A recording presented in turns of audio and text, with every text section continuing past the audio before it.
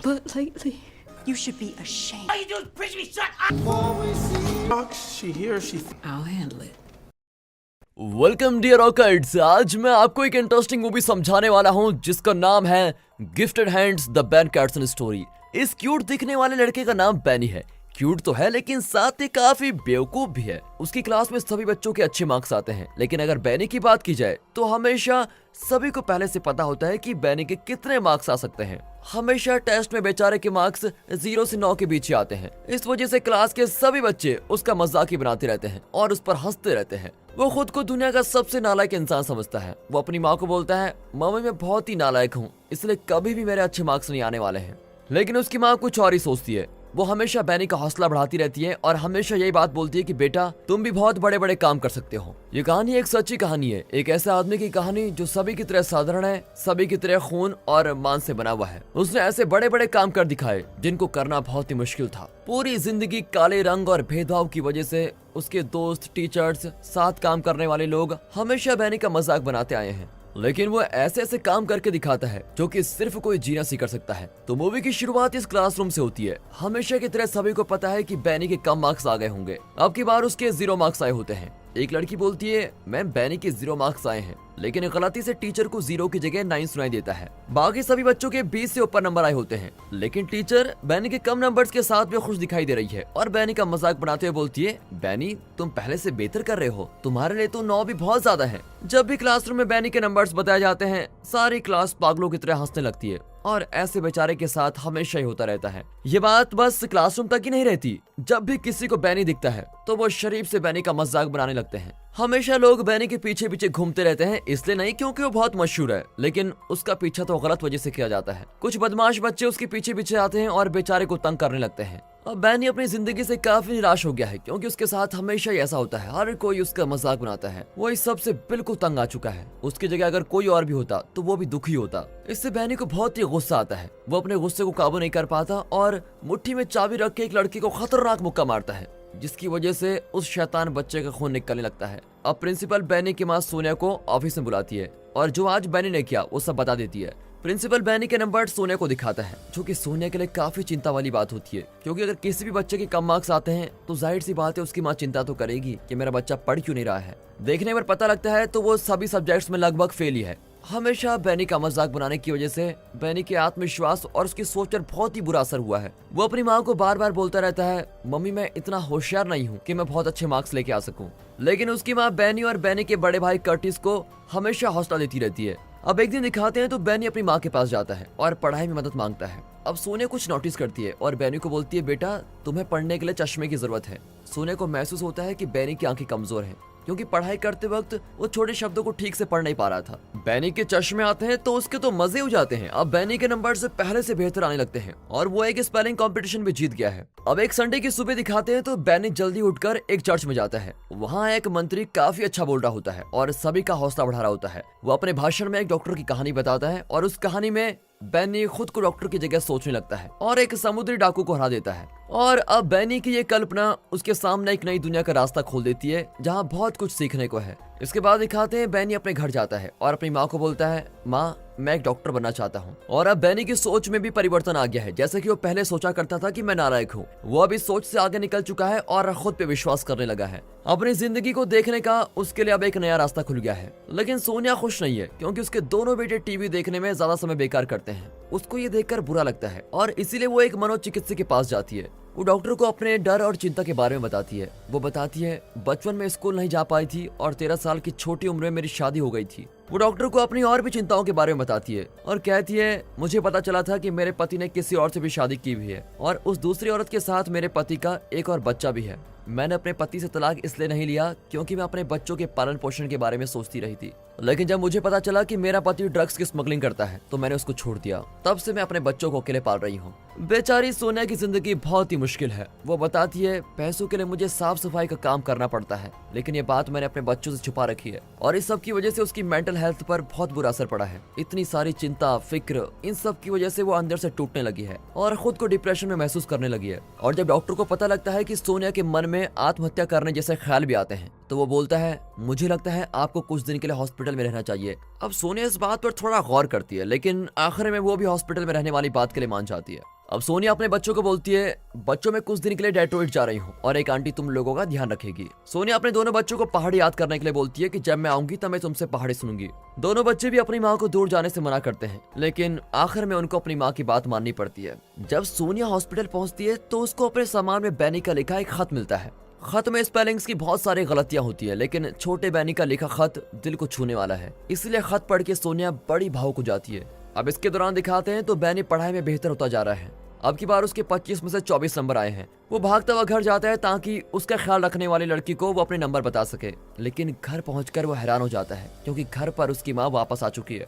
वो अपनी माँ को जोर से गले लगा लेता है और बताता है कि मेरे टेस्ट में काफी अच्छे नंबर्स आए हैं। और सोनिया भी अपने बच्चे की इस उपलब्धि पर काफी खुश हो रही होती है और उसको गर्व भी होता है अपने बेटे पर। वो अपने बेटे का हमेशा ही हौसला बढ़ाती रहती थी और आज बैनी पढ़ाई में बेहतर भी हो गया है।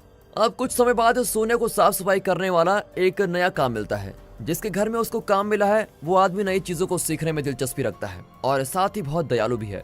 वो बहुत सारी किताबों से भरा एक कमरा देखती है और वो देखकर उसके होश ही उड़ जाते हैं। बाद में वो अपने घर पहुंचती है और देखती है कि उसके दोनों लड़के बड़े आराम से बैठे बस टीवी देख रहे हैं। वो टीवी बंद कर देती है और बोलती है अब से तुम दोनों रोज लाइब्रेरी जाओगे और तुम दोनों को हफ्ते में कम से कम 2 नई किताबें पढ़नी है और दोनों किताबों के बारे में कुछ न कुछ लिखना भी है। वो अपनी बातों को जारी रखते हुए बोलती है अब से तुम हफ्ते में 2 ही दिन टीवी प्रोग्राम्स देख सकते हो और टीवी देखने से पहले तुम्हें अपना सारा होमवर्क खत्म करना होगा। अब हर बच्चे की तरह दोनों लड़के भी इस बात से बड़े निराश दिख रहे होते हैं, लेकिन फिर भी माँ है, माँ की बात तो माननी है और लाइब्रेरी चले जाते हैं। वहाँ पर वो किताबें पढ़ने की आदत बनाते हैं और अब धीरे धीरे उन्होंने टीवी से भी पढ़ना और नई चीजें सीखना शुरू कर दिया है। फिर अपने दिमाग को बेहतर बनाने के लिए वो दोनों टीवी पर क्विज शोज देखते हैं। नई नई चीजें सीखने के लिए बैनी का प्यार बढ़ता जा रहा है और इस प्यार की वजह से बैनी को स्कूल में बहुत फायदा होने लग जाता है। अब क्लास में एक टीचर पत्थर दिखाता है और बोलता है बच्चों क्या तुम में से कोई इस पत्थर के बारे में कुछ जानता है? किसी भी बच्चे को उस पत्थर के बारे में कुछ नहीं पता होता, लेकिन एक बच्चा है जिसको इस पत्थर के बारे में पता है। वो और कोई नहीं, खुद हमारा बैनी है। बैनी बोलता है ये एक ऑब्सिडियन पत्थर है। वो समझाता है कि ऑब्सिडियन पत्थर कैसे बनता है। अब क्लास टीचर इस छोटे से बच्चे के ज्ञान की गहराई को देखकर हैरान हो गया है। वो बोलता है बेटा तुम क्लास के बाद मुझसे मिलना, मुझे कुछ काम है तुमसे। जब बैनी अपने टीचर से मिलता है तो टीचर बोलता है बैनी तुमने अपने दिमाग को इस्तेमाल करना सीख लिया है। और ये बैनी के लिए एक बहुत ही बड़ी बात थी, खासकर कि तब जब कोई टीचर उसकी तारीफ करे तो।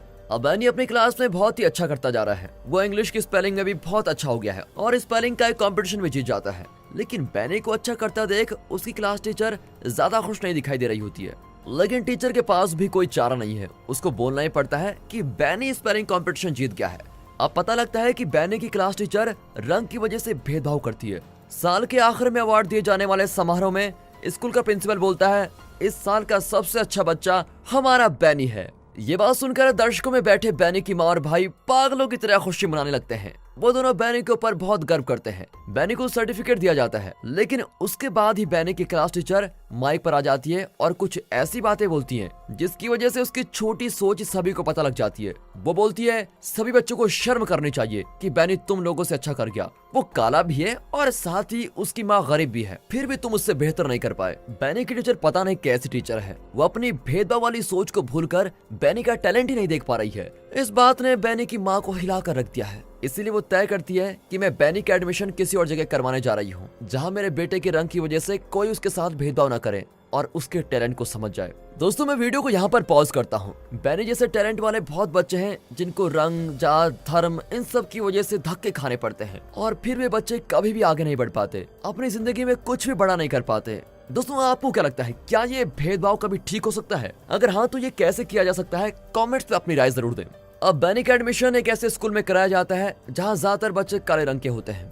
स्कूल में बैनी के अजीब पुराने कपड़ों के लिए एक लड़का बैनी का मजाक उड़ाता है क्योंकि बैनी के कपड़े आजकल के फैशन के हिसाब से बहुत बेकार हैं। अब बैनी उस लड़के की भाषा में ही उस लड़के को जवाब देता है और फिर दोनों दोस्त बन जाते हैं। बैनी का यह नया दोस्त फैशन पर कुछ ज्यादा ही ध्यान देता है। वो अच्छे महंगे कपड़े और बड़ी सी टोपी भी पहनता है और इसकी वजह से बैनी की सोच में बदलाव भी आता है। उसको महसूस होने लगता है कि मैं इन पुराने कपड़ों में बेकार लगता हूँ और मैं बिल्कुल भी अच्छा नहीं हूँ। अब हर बच्चे की तरह अगर कोई बच्चा अपने दोस्त में नए कपड़े देख ले तो वो घर में भी बोलता है। ठीक ये भी बोलने वाला है, मम्मी मुझको नए कपड़े के लिए कुछ पैसे चाहिए। बेचारी सोने के पास ज्यादा पैसे तो है नहीं, लेकिन फिर भी कुछ पैसे बचाकर वो बैनी के लिए एक नई पैंट लेकर ही आ जाती है। और अब बैनी को तो देखो ये कितना बदल गया है। बैनी को पुराने समय की दिखने वाली पैंट पसंद ही नहीं आती और अपनी माँ से बहस करने लगता है। वो अपने दोस्त की तरह नए फैशन के कपड़े मांग रहा है, बताओ। लेकिन सोने को ये बात पसंद नहीं आती और वो बोलती है जो लोग ज्यादा फैशन करते हैं उनका दिमाग अच्छा नहीं होता, वो बहुत ही नालायक होते हैं। अब बहसबाजी के दौरान बैनी ज्यादा गुस्सा हो जाता है और बहस से पहले उसकी माँ खिड़की को ठीक करने के लिए एक हथौड़ा इस्तेमाल कर रही थी। बैनी उसी हथौड़े को उठा लेता है और अपनी माँ को मारने के लिए आगे बढ़ने लगता है। क्या लड़का है ये, लेकिन सही समय पर उसका बड़ा भाई बीच में आ जाता है। साफ साफ दिख रहा है कि हमारे शरीफ और अच्छे बैनी की संगति खराब हो चुकी है। बैनी के नए दोस्त उसको एक गैंग के पास लेके जाते हैं और बैनी उनसे एक चाकू खरीदता है। अब एक बहसबाजी के दौरान बैनी का दोस्त बैनी की बहुत बेइज्जती करता है, जिसकी वजह से बैनी चाकू निकालता है और उस लड़के के पेट पर चाकू मार देता है। हालांकि दोनों लड़कों की किस्मत अच्छी होती है, कुछ गलत हादसा नहीं होता क्योंकि बेल्ट पर लगने की वजह से चाकू टूट गया है। डर के मारे बैनी स्कूल से भाग जाता है और ये हादसा उसके लिए एक आशीर्वाद बन जाता है क्योंकि इसके बाद से उसने बुरी संगति छोड़ दी है। इसके अलावा उसको समझ में आ गया है कि गुस्सा करना बहुत ही बुरा है और इससे बुरे प्रभाव भी पड़ सकते हैं, इसलिए वो अपने गुस्से पर काबू करना शुरू कर देता है। अब कुछ समय बाद स्कॉलरशिप की मदद से बैनी का एडमिशन एक बहुत ही मशहूर कॉलेज में हो जाता है जिसका नाम येल है। वहाँ उसकी गर्लफ्रेंड बनती है और उस लड़की का नाम कैंडी है। बैनी अपनी पढ़ाई और भविष्य को लेकर चिंता में है। वो बोलता है मुझे क्लास में जाकर टीचर से पढ़ना अच्छा नहीं लगता, यहाँ येल में भी मुझको अच्छा नहीं लग रहा है। ये बात सुनकर कैंडी अपने प्यारे बॉयफ्रेंड की मदद करने के लिए बोलती है, बैनी अगर टीचर से तुमको कोई दिक्कत है तो तुम खुद भी पढ़ सकते हो। फिर वो बिल्कुल ऐसा ही करता है। वो दिन रात पढ़ाई करता रहता है, दिन रात। सभी सब्जेक्ट्स में सबसे ज्यादा मुश्किल उसको केमिस्ट्री में होती है। वो इतनी ज्यादा मेहनत करता है, इतनी ज्यादा मेहनत करता है कि केमिस्ट्री उसके उंगलियों में हो जाती है। उसकी मेहनत का फल उसको मिलता है और उसके पेपर्स में बहुत ही अच्छे मार्क्स भी आते हैं।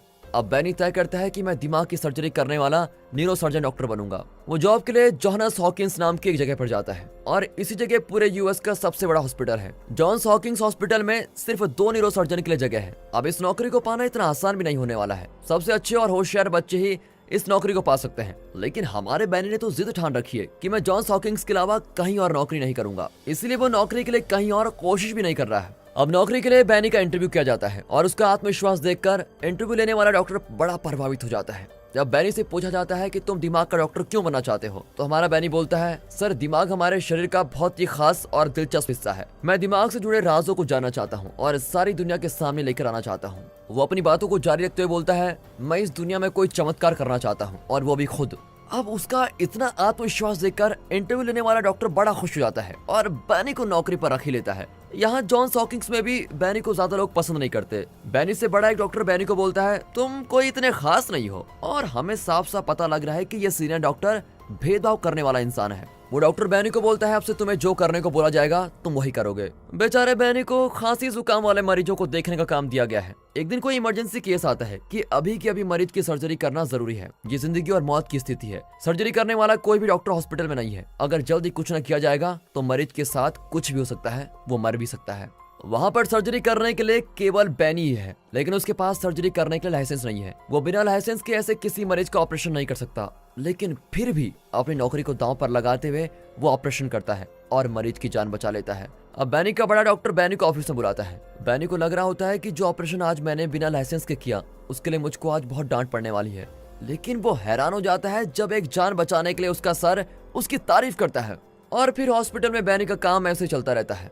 अब दिखाते हैं तो हॉस्पिटल में एक पति पत्नी आते हैं और जागते हुए भी उनकी बेटी को हमेशा कुछ दौरे पड़ते रहते हैं। बाकी डॉक्टर्स को लगता है कि उस बच्ची के दिमाग में थोड़ी कमी है, लेकिन बैनी बोलता है कि आपकी बेटी का इलाज हिमिस्पेक्टोमी से किया जा सकता है। इसमें हम दिमाग का एक ऐसा हिस्सा निकाल देंगे जिसकी वजह से आपकी बेटी को दौरे पड़ते हैं। वो आगे बोलता है कि मैं आपको पहले ही बता दूं कि यह सर्जरी बहुत ही जोखिम भरी है। हो सकता है कि कुछ गड़बड़ होने के भी चांसेस हैं और आपकी बेटी को लकवा मार सकता है या फिर उसके बोलने चलने की शक्ति भी कम हो सकती है। यानी कि अब बैनी जो सर्जरी करने वाला है ये बहुत ही रिस्की है। उसने आज तक इतनी बड़ी सर्जरी कभी नहीं की, लेकिन फिर भी वो इस चुनौती को अपनाना चाहता है और छोटी बच्ची का इलाज करने के लिए तैयार हो जाता है। ऑपरेशन से पहले वो काफी चिंता में दिख रहा है। वो अपने घुटनों पर बैठ के भगवान से दुआ करता है कि सब कुछ ठीक हो जाए। आखिरकार अगले दिन वो ऑपरेशन शुरू करता है। वो बच्चे की सर्जरी बहुत ध्यान से करता है और कुछ समय बाद ऑपरेशन हो जाता है। अब ऑपरेशन के नतीजे का इंतजार है। बाकी के डॉक्टर छोटी बच्ची को होश में लाने की कोशिश करते हैं। सभी लोग काफी चिंता में हैं और हर सेकंड के जाने के बाद सभी को धक धक हो रही होती है कि अब क्या होगा। बच्ची होश में नहीं आती, इसलिए बच्ची को ऑपरेशन वाले कमरे से किसी दूसरे कमरे में पहुंचा दिया जाता है। अब बैनी बच्चे के माँ बाप से मिलता है और बोलता है, हमें कुछ ही समय में पता चल जाएगा कि आपकी बच्ची कभी बोल और चल पाएगी या नहीं। लेकिन तभी चमत्कार होता है, बच्ची जाग जाती है और अपने मम्मी पापा को बुलाती है। आज बैनी अपनी जिंदगी की सबसे बड़ी चुनौती में से एक जीत गया है। इस खतरनाक सर्जरी के बारे में समाचार वालों को पता लगता है। इंटरव्यू के दौरान बैनी के साथ छोटी बच्ची के मम्मी पापा खड़े होते हैं और वो बताता है कि कैसे उसकी छोटी सी पेशेंट की सेहत बिल्कुल अच्छी हो गई है।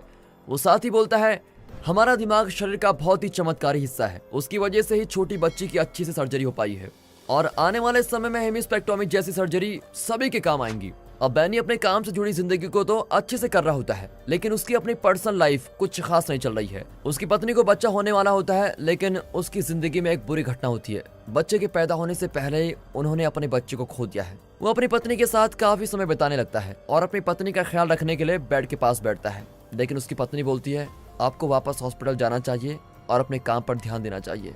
अब ना चाहते हुए भी वो हॉस्पिटल चला जाता है, लेकिन अपने बच्चों को खो देने वाली बात सोचकर वो बड़ा टूट जाता है। अब बैनी की माँ सोनिया अपने बेटे को दिलासा देते हुए बोलती है, बेटा तुम बहुत सारे लोगों की जान बचा सकते हो और मुझे भरोसा है तुम जो चाहते हो तुम वो जरूर पूरा करोगे। अगली सुबह वो अपने काम पर जाता है और बैनी की जिंदगी की सबसे मुश्किल सर्जरी आज होने वाली है। बैनी को जर्मनी बुलाया जाता है ताकि सर से जुड़े 2 बच्चों को अलग किया जा सके। ये सर्जरी जितनी मुश्किल दिख रही है, इसको करना उससे भी ज्यादा मुश्किल काम है। शुरू में तो सर्जरी के इतना मुश्किल होने की वजह से बैनी इस केस को लेना नहीं चाहता है, लेकिन वो पूरी दुनिया में इकलौता ही एक ऐसा डॉक्टर है जो इस ऑपरेशन को कर सकता है। इसीलिए वो जोखिम उठाता है और दिन रात इस केस से जुड़ी पढ़ाई करता रहता है और जुड़वा बच्चों को अलग करने के तरीकों को ढूंढता रहता है। वो ऑपरेशन के लिए खुद को पूरी तरह से तैयार करता है। आखिर वो दिन आ जाता है जब जुड़ा बच्चों के माँ बाप जर्मनी से आते हैं। डॉक्टर बैनी के साथ 50 डॉक्टर और मदद करने वाले लोगों की टीम है। सभी ऑपरेशन के लिए तैयारी में लगे हुए हैं। ऑपरेशन के दौरान कोई मशीन खराब होने पर उस मशीन जैसी और भी मशीन रखी गई है ताकि कोई गड़बड़ ना हो। अब इस ऑपरेशन के लिए पूरी टीम प्रैक्टिस करती है ताकि असली ऑपरेशन के समय कोई गलती ना हो। इस केस में कैसी भी छोटी गलती की कोई गुंजाइश नहीं है। डॉक्टर्स को 2 ग्रुप में बांट दिया जाता है और सभी जुड़ा बच्चों को अलग करने के मिशन में लग जाते हैं। ऑपरेशन सुबह 7:15 पर शुरू होता है। यहाँ ऑपरेशन में चेस्ट से जुड़ी सर्जरी करने वाले डॉक्टर्स भी हैं। बच्चों के शरीर से ज्यादा खून न बहे, इसके लिए पहले तो बच्चों के दिल के पास ऑपरेशन किया जाता है। इसके बाद बच्चों के जुड़े सर को अलग करने का मिशन शुरू होता है। डॉक्टर बैनी को ये ऑपरेशन 1 घंटे में खत्म करना होगा, लेकिन अगर ऑपरेशन 1 घंटे से ज्यादा लंबा चला तो हो सकता है कि बच्चों के दिमाग हमेशा के लिए खत्म हो जाए और ऐसा होना ऑपरेशन की नाकामी होगी। लेकिन हमेशा की तरह हमारा डॉक्टर बैनी इस समय पर ऑपरेशन को पूरा कर लेता है और अब बैनी बच्चों के माँ बाप से मिलता है और बताता है, आप दोनों के बच्चों का मुश्किल ऑपरेशन बिल्कुल सही हो गया है। और दोस्तों इसी के साथ ये मूवी यहाँ पर खत्म होती है। दोस्तों अगर आपको सच में मूवी अच्छी लगी हो, वीडियो अच्छी लगी हो, एक्सप्लेनेशन अच्छा लगा हो तो वीडियो को अभी लाइक कर दें और चैनल को सब्सक्राइब करना बिल्कुल ना भूलेगा। बाकी मिलते हैं ऐसी मजेदार वीडियोस के साथ, तब तक के लिए गुड बाय, अपना ख्याल रखिए and finally thanks for watching.